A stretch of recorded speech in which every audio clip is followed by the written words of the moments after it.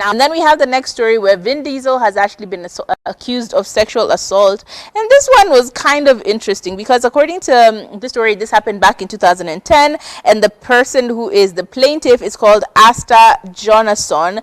And she says that she used to be an assistant for him and she would plan parties, she would plan events, she would be there during these events. And basically she was constantly with him at like all times.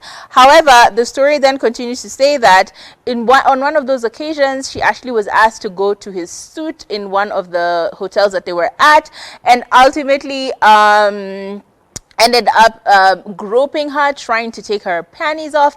Basically, it's a very sad but detailed story about how this happened. Apparently, he grabbed her by the arms and threw her on the bed, and then she asked him to stop, tried to run off to the to outside, assuring him to leave her suit, and he actually got to her, knelt down, and tried to like grab her from the bottom, tried to take off her knickers. It's a very daunting story. I feel like I don't want to get into it. Eventually he did assault her and she kept saying no, but he went on to do it. And now she's kind of coming up and saying that his company, which goes by the name of One Race, is attempted to cover up this whole story. So she's trying to tell her story now because the caveat of Speak Out Act, which has now allowed for cases as far back as 2009 of assault to be put up on social media and to be tried and people convicted, has been lifted. So she's kind of taking advantage of that now as she tries to get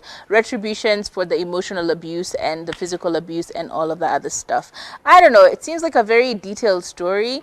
I don't know, let's just give it time and find out what the rest of the story is, because at this moment in time it's a he said she said story. Let's see what the evidence that comes up is. And as